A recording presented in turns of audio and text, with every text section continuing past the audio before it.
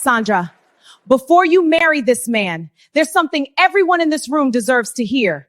Because the man sitting at that table isn't the man you think he is. She stood up at her own cousin's wedding, microphone in hand, 300 people watching. And she said, "Before I say what is in my heart, I need to say what I know." The room went quiet.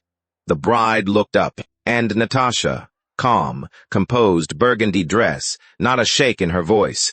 She looked down at her phone and she started reading, a business that collapsed, a court filing. A debt, out loud in front of everyone. The MA didn't move, the auntie stopped chewing. And the groom, this man named Jason, he didn't stand up, didn't raise his voice, didn't do anything you'd expect a man to do when someone is dismantling him at his own wedding. He just turned to his bride, and he said quietly, "Let her finish. That is it. Let her finish." Now, why would a man say that? Why would he sit there completely still and let her finish? Because 3 weeks later, a letter arrived at Natasha's door. No warning. No phone call first. Just an envelope. A lawyer's name on the back. And inside, documents that made her hands go cold. At the bottom, a handwritten note from Sandra, one line. "I told you I knew who he was. You were the only one in the room who didn't." 7 words cracked something open in Natasha that she had been keeping sealed for years, because this was never really about Jason. It was never about a collapsed business or a court filing or a debt. It was about a wound Natasha never named, man she never got over, and a mistake she performed of 300 people. Stay with me, because the moment that letter arrived is the moment this story actually begins. Before we go into this story, take 30 seconds and ask yourself one honest question. Have you ever been so certain about someone and been completely wrong? Most of us have, and most of us never found out why we were wrong. We just moved on and carried the certainty into the next situation and the one after that. This story is about what happens when you don't do that. When life forces the mirror in front of you and makes you look. There is something worth learning here about how unhealed pain disguises itself as judgment, about the difference between protecting someone and controlling them, and about what it actually costs to be wrong in public. If that is the kind of story that makes you think, stay until the end. If you haven't already subscribed and turn on notifications. Every story on this channel is built to leave you with something that stays. Not a lecture, not a list of rules. Just a story that holds a truth you already know somewhere inside you and brings it to the surface. Now, let's go back to that wedding hall in Toronto. The hall on Dixon Road had been rented out since 7 in the morning. By 6 in the evening, it was unrecognizable. White chiffon draped from the ceiling beams, candle-warm light bouncing off 200 gold chair covers. The smell of jollof rice and fried plantain drifting from the back kitchen, where 3 women had been working since noon. The DJ was playing something slow and Ghanaian, the kind of song that makes aunties close their eyes and sway without meaning to outside. The parking lot was a carousel of Benzes and Corollas, and one rented Escalade that everyone noticed, and nobody mentioned. 300 people had come to watch Sandra and Jason get married. They stayed to watch something else entirely. It happened during the open toast. The man named Brother Kofi, who had hosted every significant event in Toronto's West African community for 11 years, had just opened the floor. He said what he always said. Family first, then friends. Keep it brief. Keep it warm. 2 uncles spoke. A friend from Sandra's nursing program cried at a microphone. The room was loose, happy, the way a room gets after the food has been served and the wine has been moving for an hour. Then Natasha stood up. She was wearing burgundy. Her hair was flawless. She reached for the microphone with the calm of a woman who had rehearsed, and the room settled because Natasha was Sandra's cousin. Her person everyone assumed, and whatever she was about to say would be the emotional high point of the evening. Smiled at the room. She looked at Sandra. The Thane. She looked at her phone. Before I say what is in my heart, she began, I need to say what I know. The temperature shifted. Brother Kofi felt it first. He took a small step toward her. She read from the screen. A business registration, dissolved Ontario, 2020. A civil court filing, a creditor's name, a dollar amount. Her voice was steady, almost gentle, the way a person sounds when they have convinced themselves that what they are doing is mercy. She called it love. She called it protection. She said Sandra deserved to know the full picture of the man she was marrying, that nobody at this table had asked the right questions, and that she, Natasha, had asked them. The room did not erupt. It fractured quietly, the way ice cracks before it breaks. Whispers moved like current through water. At the high table, Sandra's hands went very still in her lap, and Jason, who had been sitting with the particular ease of a man completely at home in his own life, turned and looked at Natasha. Not with shock, not with anger. He looked at her the way you look at weather. Like something you have already accounted for. He picked up his glass and drank. Then, softly just still had Dalvavir, he said 2 words. Let her finish. Sandra looked at him. He was already looking at her. He said something else then. Quieter still, his mouthily moving. Palaval them poorly moving, pouvaval, themselves. When they think they've hanged someone. Sandra held his gaze for a moment, then she looked down at her hands and said nothing. Natasha finished. She sat down. The room held its breath for 3 full seconds, and then Brother Kofi, a professional to his bones, took the microphone back and said, Let us thank the family for their love, in a tone that closed the moment like a door. The evening continued. The cake was cut. The couple had their first dance. But something had shifted in the room the way a shoulder shifts out of joint. Everything still moving, still functional, but wrong in a way that everyone felt and nobody named. To understand why Natasha was standing at that microphone, you have to go back to a Sunday afternoon in Scarborough, 8 months before the wedding. Sandra had brought Jason to her mother's house for the first time. It was the kind of Sunday Scarborough does well. The house smelling of rice and Maggie, 3 aunties arranged in the living room like a tribunal, a football match on the television that nobody was watching.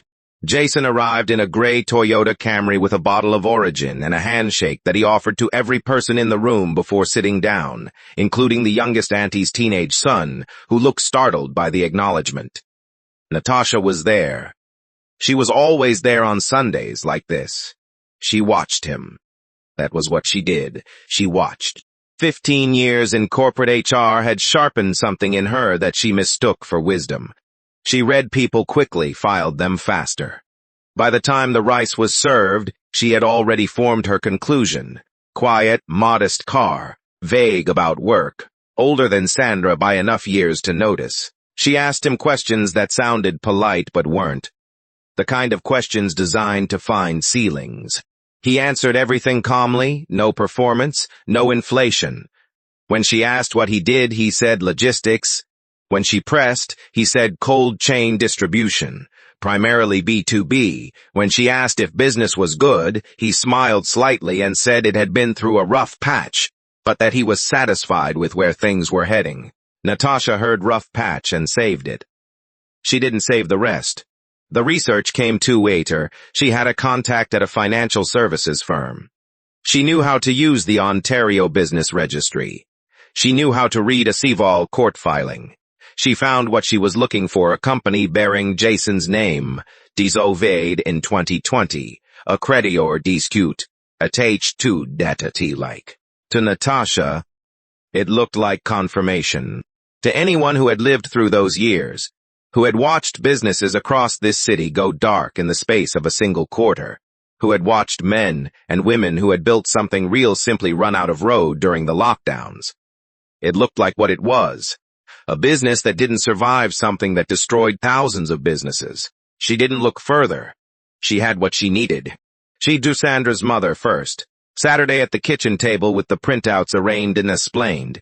In her Hevor's voice, that she had concerns, Sandra's mother listened. Asked 2 questions and then said something that Tasha didn't know how to receive. She sat right where you are sitting and walked me through everything. So I don't know what you are looking at, but it is not the whole picture. Natasha collected her papers and left. She tried Sandra next. That conversation was shorter and worse. Sandra was tired. Not of the conversation, of the version of it she'd been having with Natasha for 6 months without the documents. She said, "I've seen everything, Natasha. His accounts, his contracts, his plans. I know who he is." And Natasha said, "Men like that always show you exactly what they want you to see." Sandra looked at her for a long moment. Then she said, very quietly, "Who hurt you?" Natasha stood up and left that apartment and didn't speak to Sandra for 3 weeks. She never answered the question. But it followed her home and lived in her kitchen and sat beside her in the car on her morning commute, because there was an answer. There had always been an answer. A man, years ago, who had dressed his life in the right clothes and driven the right car and said the right things, and whose real financial situation revealed itself 6 months after Natasha had rearranged her entire life around him. She had been so certain, that time she had been so seen. She had never fully named what that did to her. She had only ever done something with it. The morning of the wedding, Natasha arrived at the venue early. She found Sandra in the bridal suite, still in her robe, her makeup half done, pins scattered across the dressing table. They hadn't spoken warmly in weeks, but on this morning Sandra crossed the room and held her cousin's face in both hands and said, "You are still my person, no matter what." Natasha felt something loosen in her chest. Then she said, "Sandra, I have something I want to say tonight." At the toast, Sandra's hands dropped slowly from her face. She looked at Natasha for a long moment, not with confusion, with something older and heavier than that. "Natasha," she said, "if you have something to say tonight, think carefully. I am doing this for you. Think carefully." Sandra said again. Her voice wasn't raised. That was the part Natasha remembered later. She wasn't afraid. She wasn't begging. She was simply giving a warning to someone she had already accepted might not take it. Natasha took it as nervousness. She should have taken it as the fullness of what it was. A woman who knew exactly what was coming and who had already decided to let it happen because some people need to see themselves in the mirror that badly. The community reaction was Toronto's version of a phone tree. Fast opinionated, splitting cleanly down 2 lines before the venue had for the MTC themselves called. Natasha brave. A few older women nodded privately, the way women do when they believe someone has done an ugly thing for a right reason. Others called it a disgrace, said she had chosen a wedding day, chosen 300 witnesses, chosen the one moment a woman remembers her whole life. Those conversations happened on WhatsApp and over Sunday rice and outside church. Natasha sat inside all of it and felt underneath the discomfort, the hard kernel of a belief she couldn't release yet. I was right to do it. Sandra didn't call for 2 weeks. When she did, the call lasted 4 minutes. "Are you happy now?" "I did it for you." "You did it for you, Natasha. Everything you do for you, and then rename it." The line hit its mark. Natasha said nothing. "Don't call me for a while," Sandra said, and ended the call. Jason said nothing publicly, no Facebook post, no statement passed through mutual friends. His Instagram, which he barely used, stayed quiet. His silence read to Natasha the way she needed it to read. Like a man absorbing the truth of being exposed. But one small thing nagged at her. Jasper, Jason's lawyer, a Bay Street man named Jasper Osei Bonsu, whose number she'd found during her research and never called, had phoned Sandra the morning after the wedding. Not in crisis. Just to confirm the Lisbon flight was at 6 a.m. and the hotel documents were in order. They went on the honeymoon. She turned that fact over in her mind several times and could not make it fit the story she was telling herself. The envelope arrived on a Tuesday. Natasha had just gotten home from work. North York in November. The sky already dark by 5, a cold particular and wet in the way that Canadian cold gets when it is reminding you it means business. She was still in her coat when she saw it on the floor beneath her mail slot. Registered mail, her full name, handwritten, in careful block letters. Return address Jasper Osei Bonsu, barrister and solicitor, 150 King Street West, Toronto. She sat down on her hallway bench with her coat still on. She opened it slowly. The way you open something, when some part of you already knows. It was not a defamation suit. It was not a cease and desist, not a threat, not the legal artillery she had half prepared herself to receive. It was a document she had to read twice before she understood what she was looking at. A share transfer notification, filed with the relevant corporate registry, relating to a company called Northline Cold Distribution, Inc. The same Jason Menza, whose dissolved company she had read into a microphone 3 weeks ago, held a controlling interest. Restructured, not dissolved. The 2020 she had found was the end of one entity and the quiet beginning of another.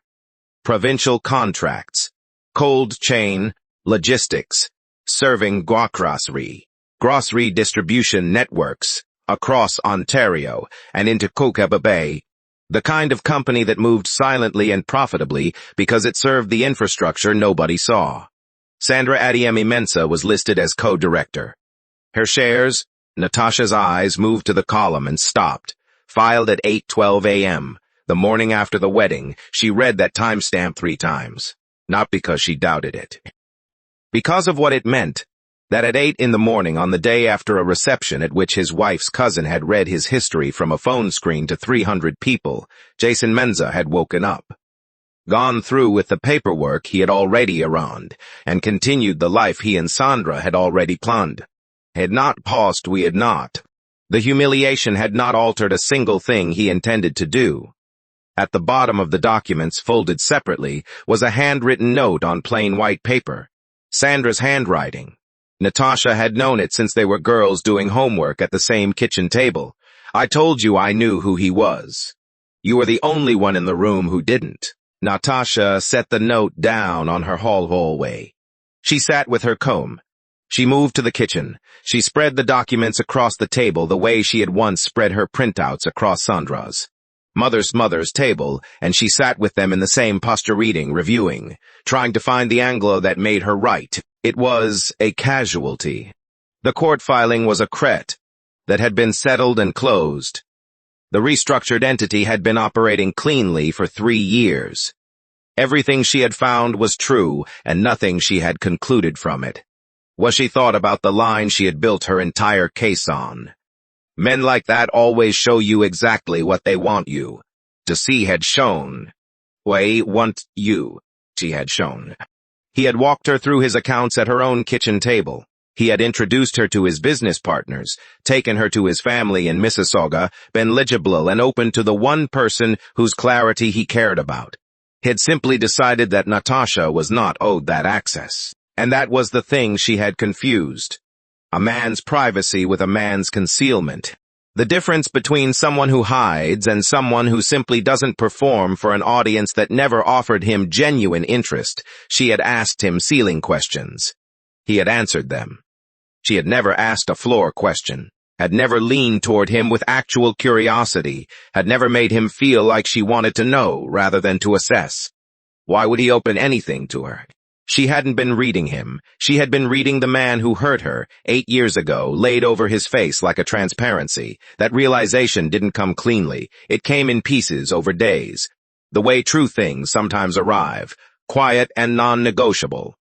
The family gathering was in Scarborough 4 months later, Sandra's mother's house. February now, salt stains on the front steps, the smell of a goozy in the air from the front gate. Inside, children chasing each other between the adults' legs, aunties arranging trays, the football match on the television that nobody was watching. Jason was there. He crossed the room when he saw Natasha come in, and he extended his hand. His grip was warm. His face was open, the same face it had always been, unhurried, fully present, something resting behind his eyes that she now recognized as a man who simply had nothing to prove. Natasha, good to see you, Jason. That was it. No performance on either side. He moved on. She stood for a moment in the space the interaction left behind. Then a hand touched her arm. She turned. Jason's mother, A compact Ghanaian woman named Abina who had traveled from Mississauga for the afternoon, who had been wearing wine-colored fabric at the wedding, who had closed her eyes in the third row and kept them closed, was standing beside her with a plate of chin-chin and a look on her face that contained no malice whatsoever. "Come, sit with me a little," Abina said. They sat near the window. Abina ate her chin-chin and looked out at the room, at Jason laughing at something with Sandra's uncle, at Sandra carrying a bowl from the kitchen at the children, at the ordinary fullness of a family that had survived something and returned to itself. Then she looked at Natasha. "You spoke from pain that day," she said simply. "Not unkindly. I could hear it. I hope you heal from it." She patted Natasha's hand once, stood up, and walked back toward the kitchen. Natasha sat by the window. Outside, the last of the February light was moving through the bare branches of the maple in Sandra's mother's front yard. And the room was warm. And somebody in the kitchen had started singing something old and Yoruba that Natasha hadn't heard since she was a capitishe, didn't. She wasn't sure she'd shade, but she stayed. She ate. She let herself be in the room. Sometimes that is where it starts. Not with a dramatic apology, not with a grand reckoning, but with a quiet decision to stop performing certainty and simply sit with the consequences of having been wrong. Jason and Sandra left early. He held the door. She said goodbye to everyone by name. At the end of the driveway, Sandra glanced back at the house, and for just a moment, her eyes found Natasha through the window. She didn't wave, but she didn't look away either. There is a particular cruelty in being wrong about someone who never needed you to be right. Jason Mensah did not require Natasha's belief in him. He had Sandra's, and Sandra had his, and the life they were building together had been in motion long before the night she stood in a burgundy dress with a microphone and tried to stop it. The worst of it, the part that stayed with Natasha long after the documents stopped sitting on her kitchen table, was not the embarrassment. It was the timestamp, 8:12 a.m.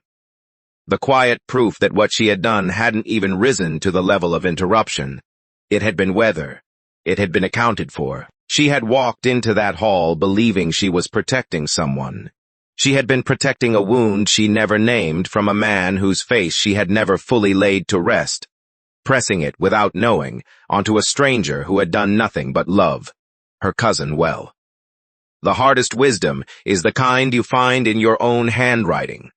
She had written that story herself. Every word of it. If this story stayed with you, sit with it for a moment before you scroll. Because Natasha didn't do what she did because she was a bad person. She did it because she was a hurt person who never learned to tell the difference between a warning from experience and a wound wearing experience's clothes. That is one of the most important distinctions you will ever learn. Experience says, "I have seen this pattern before, let me look carefully." A wound says, "I have felt this pain before, let me act fast." Experience asks questions. A wound delivers verdicts. And the tragedy is that they feel identical from the inside. Both feel like wisdom. Both feel like protection. The only way to tell them apart is to ask yourself one question before you act. Am I responding to what is in front of me, or to what I am still carrying? Natasha never asked that question, not until the letter arrived. Don't wait for your letter. If this story taught you something, share it with someone who needs to hear it. Not to call them out. Just because sometimes the right story at the right moment saves a relationship or a family gathering or a wedding that deserves to be just a wedding. Subscribe if you haven't. Every story on this channel is built the same way. Not to entertain only, but to leave something true behind. We'll see you in the next one.